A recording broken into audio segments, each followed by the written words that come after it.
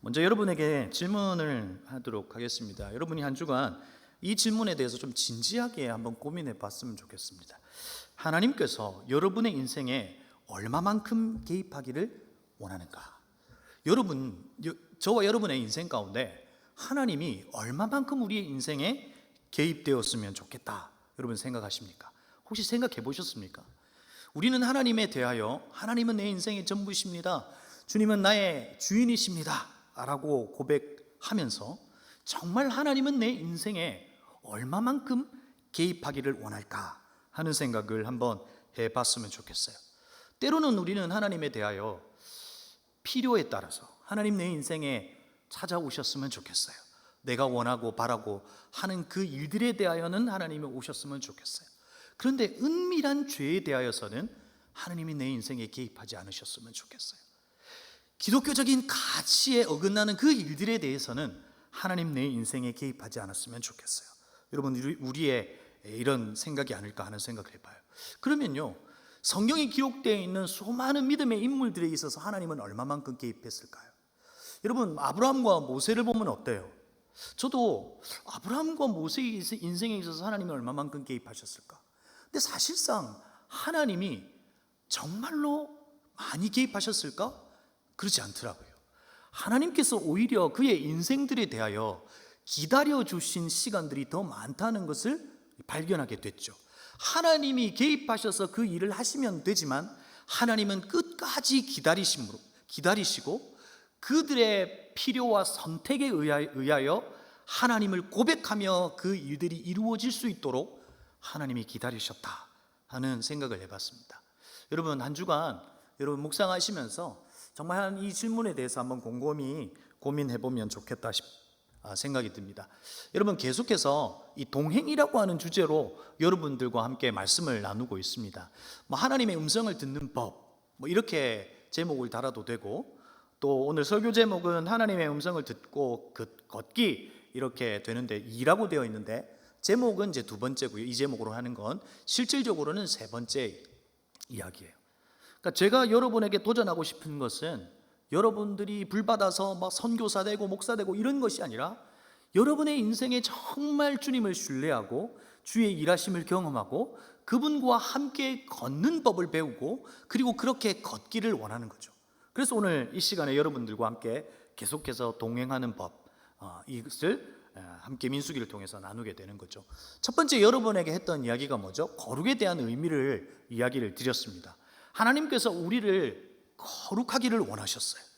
나는 너희의 하나님이 되려고 너희를 애굽 땅에서 인도하여 낸 여호와라. 내가 거룩하니 너희도 뭐하라? 거룩하라. 하나님이 우리에게 거룩을 요구하신 세 가지의 의미에 대해서 말씀드렸어요. 첫 번째는 뭡니까? 구별하시기 위함이라 그랬어요. 하나님께서 저와 여러분을 구별해 두신 거죠. 두 번째 의미는 뭐죠? 하나님께서 거룩하지 않는 저와 여러분을 거룩하게 하심으로 거룩한 속성을 가지고 계신 하나님과 함께 걷기 위하여, 동행하기 위하여. 그리고 그 하나님은 그냥 하나님과 함께 걷는 것으로 만족하는 인생들이 아니라 하나님이 바라보고 계신 시선, 그것과 함께 공감함으로 저와 여러분이 왕같은 제사장으로 또 하나님의 아름다운 덕을 선포하면서 이 땅 가운데 하나님의 살아계심을 나타내 보이는 존재로 그렇게 거룩을 요구하신 거죠. 그러면서 우리가 오늘 민수기를 보고 있는데요, 이 민수기는 출애굽기 19장에서 시내산에서 하나님께서 약속으로 말씀하셨던 그 말씀의 맥락 속에서 계속해서 이어져 오고 있어요. 모세오경에서 하나님께서 가장 중요하게 생각하시는 말씀이 뭐냐면 출애굽기 16장 6절 말씀이에요. 여러분 보이시나요? 한번 읽어볼까요? 시작. 거룩한 백성이 되리라. 이것은 하나님의 목표이기도 하고 하나님이 우리를 향한 약속이기도 하죠. 너희들이 거룩한 백성이 되는 너희의 존재 자체가 바뀌어지는 것이 내가 너희를 향한 하나님의 목표야, 이 말이기도 하고, 또 너희의 존재에게 나는 하나님이 되어줄 거야, 이런 뜻이에요. 네가 백성이 되면 난 하나님이 되어줄게. 네가 나를 하나님이라고 불러 너희들 스스로가 하나님의 백성이라고 인정한다면 난 너에게 하나님이 되어줄게. 난 아빠인데 넌 자녀인데 내가 너의 아빠 되어줄게. 이런 거예요. 이런 맥락 속에서 계속해서 이어져 오고 있죠. 그러면서 여러분, 제가 동행의 의미에 대하여 그림으로 한번 설명했죠. 하나님께서 저와 여러분을 만드셨어요. 만드셨을 때 뭐라고 말하셨어요? 우리를 보고 뭐라고 말했죠? 좋았다라고 말하셨어요. 제가 오늘 하나님은 선하십니다라고 하는 그 선과 하나님이 우리를 보고 심히 좋았더라라고 하는 이 토브라고 하는 이브리어가 똑같은 거죠. 그러니까 우리를 보시고 좋았어요. 그리고 우리의 존재 자체가 선이었어요. 그렇게 하나님께서 우리를 만드신 건 뭐예요? 하나님과 동행하기 위하여. 홀로 걷는 것이 너무 힘들어 보일까 봐 하와도 주시고, 그리고 나와 함께 하나님은 동행하기를 원하시지만 우리와 함께 동행하실 수 있도록 저와 여러분을 뭘로 부르셨어요? 교회로 부르셨죠. 그러니까 하나님께서 교회로 부르신 것은 크게 한 5가지 정도로 볼 수 있는데, 어떤 것들이 있어요? 가정을 교회로 부르셨죠. 그렇죠? 또 나를 교회로 부르셨죠. 거룩한 성전이라고 말씀하시면서 나를 교회로 부르셨고, 또 예수 그리스도를 주로 고백하는 에클레시아, 그들을 불러내어 구별되어 있는 저와 여러분을 교회로 묶어두셔서 이제 너희들이 나로 존재하는 것이 아니라 우리로 존재하며 하나님과 동행하는 것이 나와 하나님 사이가 아니라 나와 하나님과 우리 사이로 함께 동행하며, 너의 그 동행에 우리가 뭐 하는 거예요? 지지해주고 응원해주는 거예요. 목장이 있는 이유가 뭐예요? 서로 지적하기 위함 아니잖아요. 서로 지지하고 응원해주면서 함께 아름답게 지어져 가는 거죠. 그래서 제가 여러분에게 뭐라 그랬어요? 하나님이 우리를 향하여 보기 좋았는데요, 그 좋았던 저와 여러분에게 하나님이 빠지면 뭐라 그랬어요? 굿 빼기 갓은 0, 제로, nothing, 아무것도 아닌 존재이죠. 우리는 나 홀로 이 땅 가운데 살 수 있을 것이라고 생각하지만 하나님 없이 살아가는, 나 홀로 살아가는 저와 여러분은 nothing 이라는 거예요. 동행의 의미에서 찾아볼 수 있는 거죠. 그러면서 여러분에게 알려드렸던 히브리어 단어가 하나 있습니다. 여러분 한번 기억해 주면 좋을 것 같아요. 키보드 아니고 카보드예요. 이 카보드는 뭐예요? 하나님과 동행하며 함께 걷는 거죠. 함께 걸으면 어떤 일이 벌어져요? 걷고 있는 이와 닮아가고, 걷고 있는 이가 우리의 일상과 현실에 드러나잖아요. 안 그래요? 그러잖아요. 그것을 또 다른 의미로 우리를 통해서 드러나는 하나님의 영광이라고 하는 표현을 쓸 수 있죠. 그게 뭐예요? 카보드예요. 그런데 여러분, 이 카보드의 의미가 뭐라 그랬어요? 이 카보드는 무겁다, 그리고 짐이라고 하는 의미를 가지고 있어요. 성경 속에서 달리, 용례에 따라서 달리 쓰일 뿐이지 짐으로도 쓰일 수 있다. 여러분, 하나님이 우리에게 짐이 된다면 우리의 삶 가운데 그분의 영광은 나타나지 않아요. 그런데 하나님이 우리의 하나님 되실 때에 우리가 걸어가고 있는 이 길 가운데 하나님이 우리를 통하여 드러났어요. 보이지 않는 하나님이 우리로 하여금 드러남으로 하나님을 볼 수 없는 이들에게 하나님의 증인과 증거가 나로 하여금 되는 거죠. 이게 카보드의 의미예요. 이것이 하나님께서 저와 여러분을 동행하게 하시는 이유다 하는 것을 여러분에게 이야기를 드리는 거죠. 그런데 여러분, 하나님과 우리는 함께 걷고 있죠. 그런데 하나님과 함께 걷는 것을 막는 것이 있어요. 그게 뭐죠? 막는 것이, 순서를 잘못 봤어요. 그래서 하나님과 우리의 관계를 무엇이라고 말할 수 있어요? 내 양은 내 음성을 들으며 나는 저희를 알며 나를 따르느니라. 저와 여러분은 목자이신 예수 그리스도의 음성을 들으며, 그렇죠? 그분을 따르며, 그리고 함께 걸어가는데 나는 그분을 알고 그분은 나를 알고, 이러면서 함께 이 사귐과 친밀함 속에서 걸어가는 거죠. 그래서 하나님과 우리 사이의 관계를 어떤 관계로 만들어 놓으셨어요? 질문하고 답하는 관계로 만들어 놓으셨어요. 여러분, 세상에 어떤 신이 질문하고 답하는 신이 있어요? 맹목적이잖아요. 그냥 시키면 시키는 대로 해야 되는 것이 이 땅의 신이잖아요. 그러나 하나님은 우리를 인격적으로 만나주시기를 원하신다고요. 그분의 관계는 Q&A의 관계예요. 우리가 질문하면 그분은 답하고, 그분은 우리에게 질문하여 우리의 삶에 풀리지 않는 답답함 속에서 답을 주시려고 하시는 분, 그분과의 관계가 이렇게 바뀌어졌다고요. 하나님께서 우리와 하나님과의 관계를 이렇게 바꾸어 놓으셨다고요. 감동 안 되세요? 저만 감동돼요?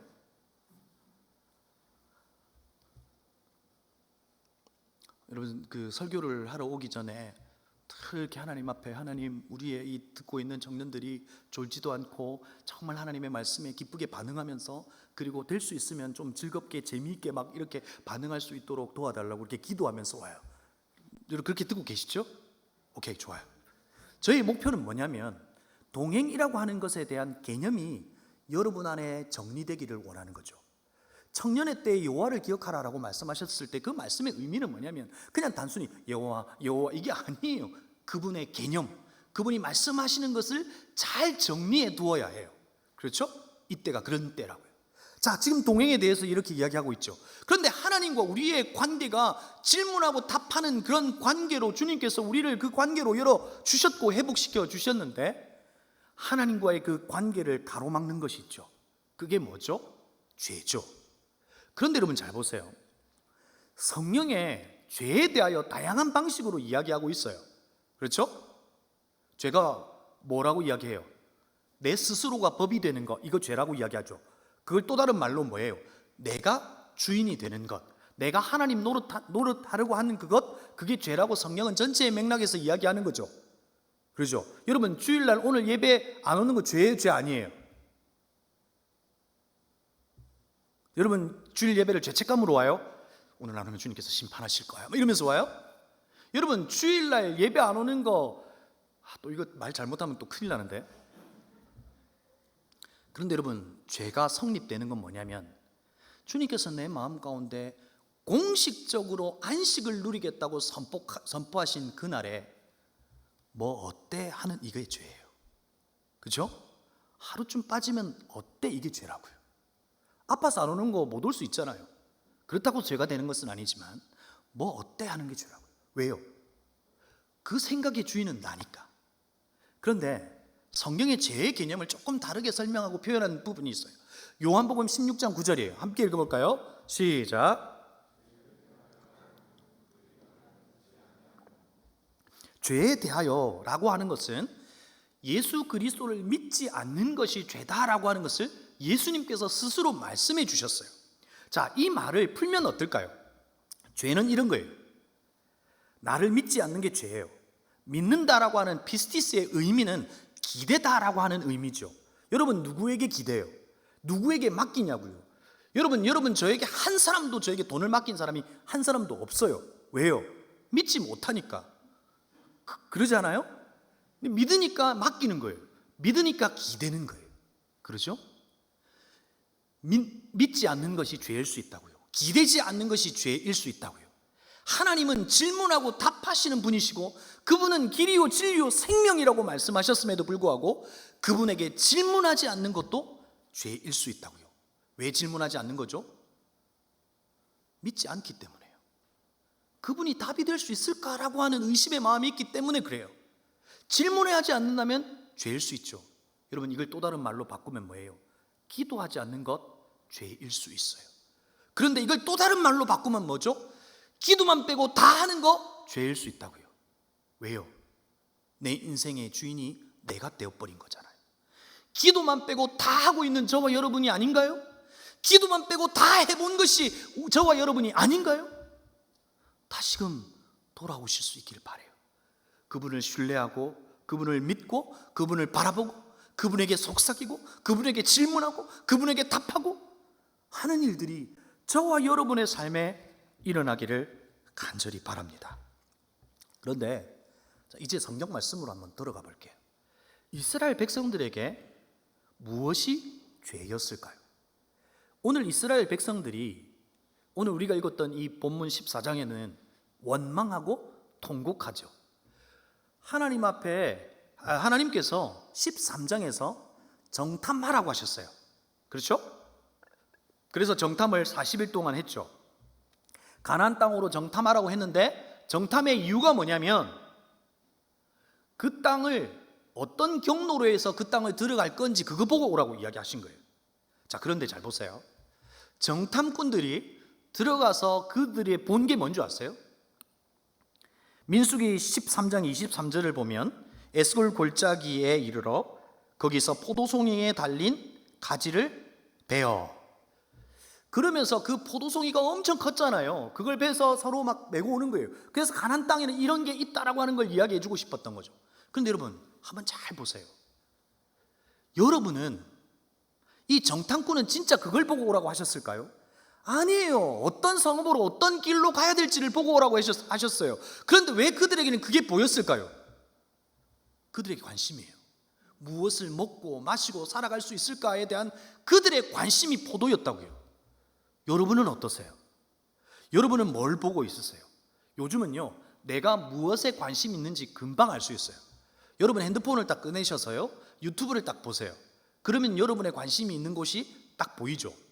그러지 않아요? 저도 유튜브를 탁 피면 전 뭐가 나와요?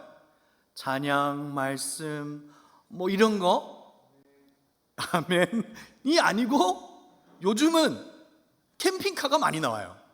캠핑카 타고 막 떠나고 싶어요. 그래서 캠핑카를 많이 보니까 이 알고리즘을 타고 계속 캠핑카가 툭툭툭 뜨는 거죠.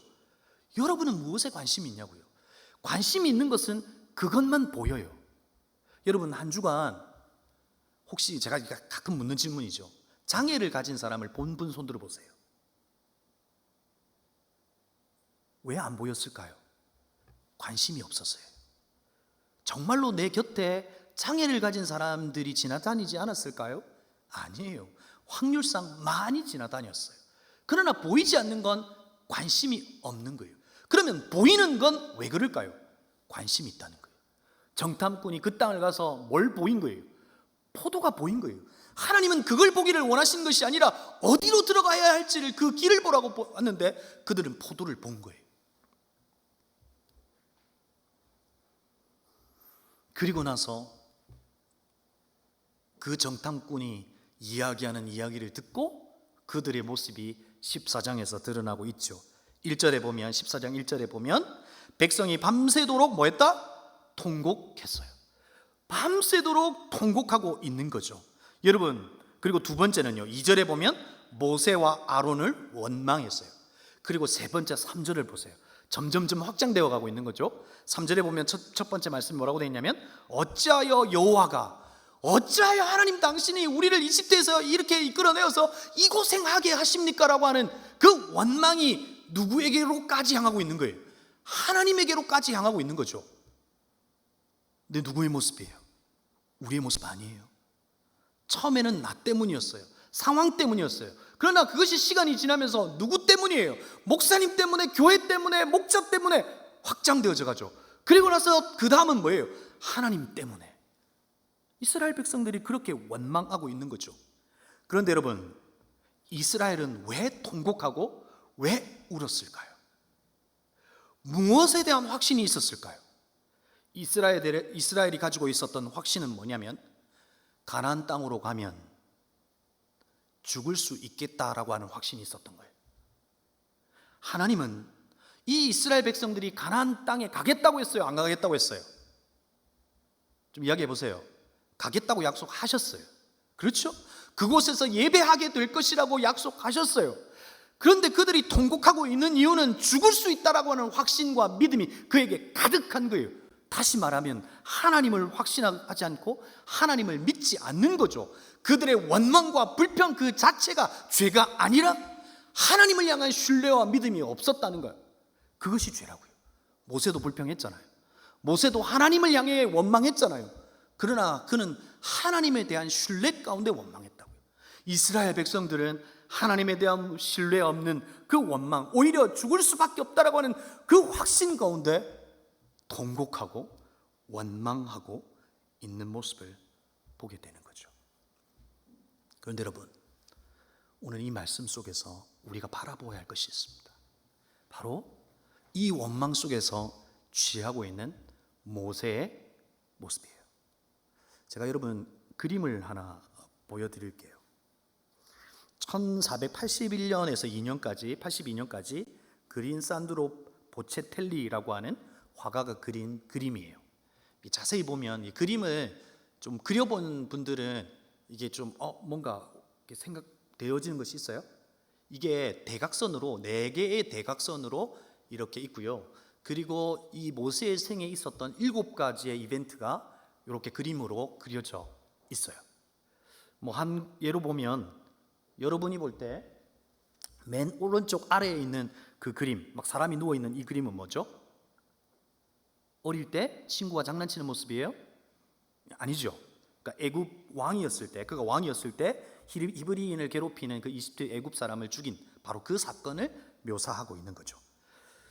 그리고 그 그림의 맨 뒤쪽, 오른쪽 맨 뒤쪽에 보면 지금 노란색과 초록색 망토인가요? 옷을 입고 도망가고 있는 사람 있죠. 걔가 모세예요. 도망가고 있죠. 그런데 도망가고 있는 그 나무를 한번 보세요. 나무가 어때요? 앙상하죠. 이것은 무엇을 이야기하고 있냐면 하나님에 대한 지식을 이야기해요. 애굽에서 도망하고 있는 이 모세는 하나님에 대한 지식이 이와 같았다고요. 그런데 그것과 대비되는 나무에는 지금 나무의 잎이 어때요?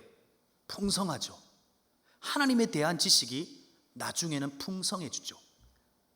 자, 제가 여러분에게 이 그림을 가져와서 묻고 싶은 질문은 이건 거예요.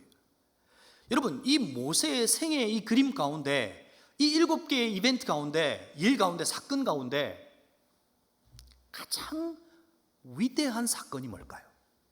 모세에게 가장 위대한 사건이 뭘까요? 여러분, 어딜까요? 여러분 한번 이야기해 보세요. 저는 단언컨대 바로 모세의 이 부분이에요. 그가 신고 있던 신을 벗고 하나님께서 그를 부르실 때에 그분 앞에 무릎을 꿇어버린 가장 연약하고 아무것도 할 수 없는 가장 약한 상태의 모습이 모세에게 있어서는 가장 위대한 모습이에요. 여러분, 우리도 마찬가지예요. 하나님에 대하여 내가 무언가를 할 수 있다라고 생각하는 것, 그리고 그것을 해낸 그것이 가장 위대한 업적이 아니라 나는 가장 약한 자로 하나님은 가장 강한 자로 그분에게 가장 약한 이가 되어버릴 그때가 위대한 때예요. 모세가 이스라엘 백성들의 원망 앞에서 어떻게 하고 있을까요? 저는 모세의 입장에 생각해 볼 때 저 같으면 어떻게 했을까요? 저는 사표 썼어요. 바로 그 자리에서 다른 나라로 가버렸을 것 같아요. 그런데 모세와 아론이 이스라엘 자손의 온 회중 앞에서 뭐 했다? 엎드린지라. 그러니까 모두가 지금 원망하고 통곡하고 있는 그 막 무리들 속에 모세와 아론이 그냥 덥석 엎드려 버린 거예요. 어떤 의미예요? 주님, 나는 할 수 없습니다. 주님만이 하셔야 됩니다라고 하는 그 엎드림의 모습을 보고 있는 거죠. 이것이 모세의 이 출애굽의 생애에서 첫 번째 보여줬던 그 그림의 모습처럼 이 민수기를 통해서 계속해서 드러나는 이 모세는 늘 하나님 앞에 엎드릴 때마다 그의 삶 가운데 역사하시는 하나님을 보는 것을 보게 되죠. 오늘 우리가 보았던 말씀 가운데서도 19절에 보면 구하옵나니 주의 인재와 강대하심을 따라 지금까지 이 백성을 사신 것 같이 사시옵소서라고 하나님께서 하나님 앞에 이렇게 계속해서 기도하고 간구하고 이들의 죄를 고백하고 있는 거죠. 제가 이번 주 금요일 날 이제 한 청년을 만나고 또 그 어머니도 같이 만나면서 제 마음 가운데 진짜 부러웠던 것이 하나 있어요. 그의 인생 가운데 살아왔던 이야기를 해 주셨는데 무엇이 부러웠을까요? 다른 것이 부러운 것이 아니라 하나님의 도우심의 손길이 부럽더라고요. 그의 생에 그가 한 일은 그렇게 많지 않아요. 그러나 하나님의 도우심의 손길을 통해서 그의 인생을 그려가시고 그의 인생을 이어가시고 그의 인생 가운데 하나님을 드러내시는 그 일들, 하나님의 도우심의 손길이 얼마나 부러웠는지 몰라요. 여러분, 모세가 부러운 건 단 한 가지밖에 없어요. 그가 주님 앞에 엎드릴 때에 하나님의 도우심의 손길이 있었다는 거죠. 그러면서 하나님 앞에 간구했을 때 하나님께서 20절에 뭐라고 말씀하세요? 19절에서 백성을 쌓으신 것 같이 쌓으시옵소서라고 주님 앞에 기도하고 있을 때 하나님께서 한치의 멈춤도 없이 20절에서 여호와께서 이르시되 내가 네 말대로 만다 사하노라. 여러분, 오늘 읽었던 본문을 한번 다시 묵상해 보세요. 모세가 하나님에 대해서 계속해서 질문하고 답하면서 하나님을 설득하고 있어요. 하나님 사해 줬잖아요. 하나님, 우리가 죄를 지을 때마다 그 하나님께서 우리를 이렇게 사해 주신 분이셨잖아요 라고 하면서 하나님을 설득하고 있죠. 그러면서 하나님께서 모세에게 설득당하시고 그 기도에 응답하시는 것을 볼 수 있죠. 원망하고 수백만이 통곡했지만 하나님 앞에 엎드린 그 한 사람을 통해서 하나님께서 그를 바꾸어 내신 거예요. 그 이스라엘의 역사를 바꾸어 내신 거예요. 여러분에게 이 시점에서 질문 하나를 더 합니다. 여러분에게 기도에 대한 갈망이 있는가 하는 거죠. 저는 여러분 오늘 동행이라고 하는 이 부분을 여러분에게 함께 나누면서 오늘의 주제는 기도예요. 그리고 다음번 설교의 주제는 하나님의 음성, 하나님의 말씀하실 때 그 말씀의 의미를 여러분하고 함께 나눌 거예요.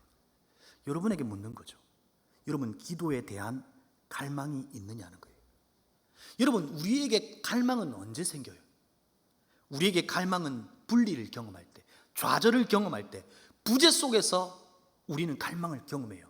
우리는 배고픔 속에서 먹고 싶다라고 하는 그 욕구가 생기는 것처럼, 우리가 코로나로 오랫동안 떨어져 있을 때, 온라인에서 예배를 드릴 때 함께 만나고 싶다라고 하는 욕구와 갈망이 생기는 것처럼 오히려 우리의 삶의 좌절과 분리와 부재 속에서 갈망이 우리 안에 생기더라는 거죠. 근데 여기서 문제가 하나 있어요. 목사님, 나에게 갈망이 없어요. 상황도 모세와 같이 난처한 상황이고 내 안에 분리도 있고 부재도 있는데 갈망이 없다고요.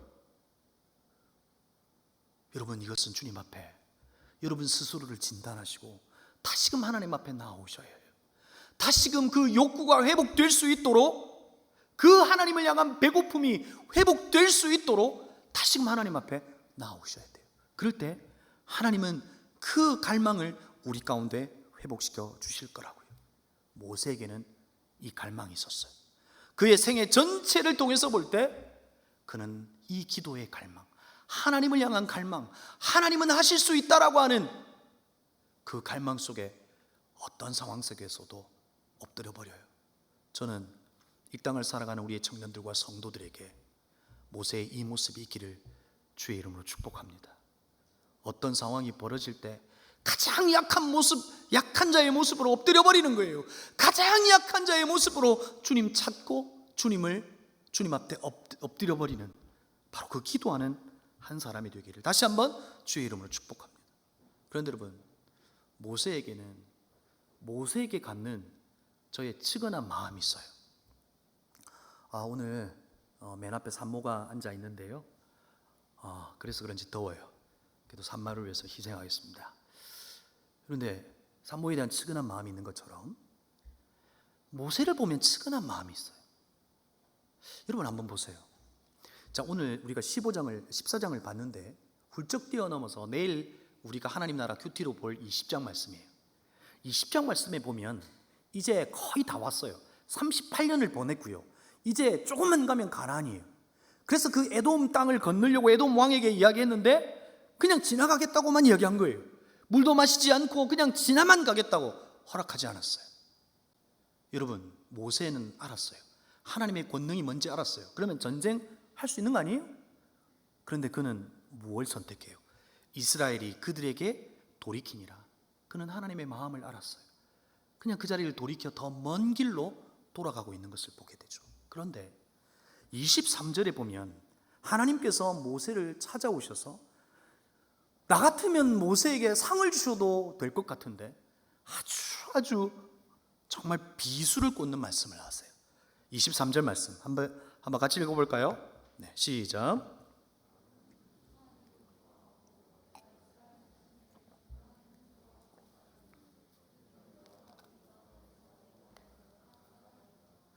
모세에게 뭐라고 말하는 거예요? 지금 멀리 가나안이 보여요. 근데 모세에게 뭐라고 말하냐면 아론 곧 죽을 거고 넌 가나안에 들어가지 못할 거라고 말해요. 하나님 이러면 안 되는 거 아니에요? 모세가 이스라엘 이제 노인이잖아요. 그 몸을 가누기도 힘든 그 상태에 이 이스라엘 백성들을 38년을 끌고 왔는데 아론이 죽는데요. 아론이 형 이상이에요. 그는 바위와 같은 분이었고 기댈 아버지와 같은 게 모세에게는 아론이에요. 그런데 그 존재가 사라진대요. 그리고 그 가나안 땅을 들어가지 못한대요. 여러분, 전 하나님이 이르실 수 있을까 하는 생각에서 모세가 측은해요. 그런데 이 부분을 한 목사님께서 각색하면서 이 부분을 이렇게 이야기했어요. 성경에 기록되어 있지 않지만 모세가 이와 같을 것이라고 이야기했어요. 모세가 하나님의 이 메시지를 듣고 홀로 길을 걸어가요. 산을 오르고 더 올라가요. 아무도 보이지 않는 곳에서 올라가죠. 그런데 하나님이 모세를 뒤따라가요. 그러면서 모세에게 뭔가 이야기해 주고 싶은 거예요. 야, 모세야 미안해, 이런 말 해주고 싶은 거예요. 모세를 뒤따라가요. 그러나 모세가 산 중턱에 덥석 주저앉더니 펑펑 눈물을 흘려요. 하나님은 더 모세에게 미안해졌어요. 모세의 어깨를 툭툭 쳤어요. 모세야 미안해, 그래도 말씀은 지켜야 되잖아. 하나님께서 모세에게 이렇게 말하려고 했어요. 각색이에요. 그런데 모세가 뒤를 돌아보며 하나님 앞에 뭐라고 말해요? 눈물을 닦으면서 하나님 감사해요.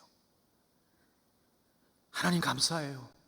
하나님과 함께한 것이 내게 가장 큰 행복이었음을 내가 이제 알았어요.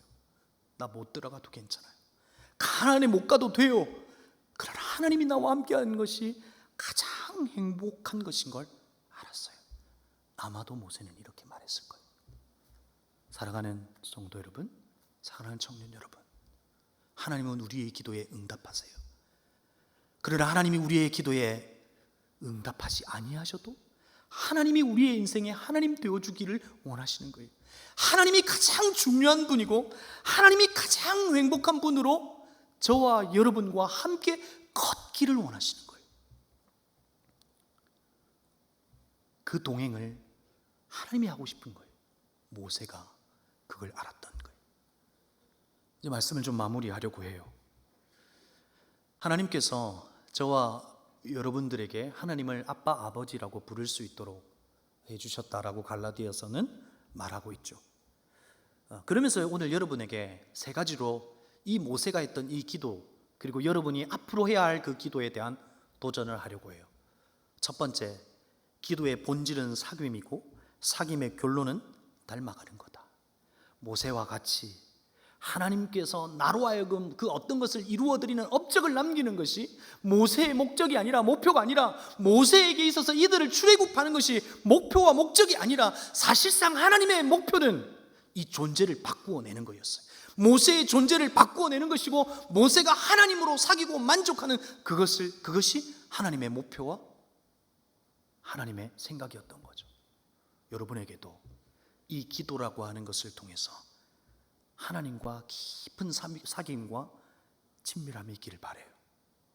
제가 한 청년에 그런 이야기를 했어요. 야, 누구야, 그러고 보면 우리의 인생에 내가 할 수 없을 때, 그때 우리는 하나님을 하나님을 찾는 것 같지. 그런데 내가 할 수 있을 때 우리는 참 하나님을 잘 찾지 않는 것 같아. 그런데 하나님은 모든 상황 속에서 하나님을 찾고 사귀고 그리고 그분을 닮아가기를 원하시는 거죠. 여러분, 이 사귐이 우리의 기도가 회복되는 가운데 있기를 주의 이름으로 축복합니다.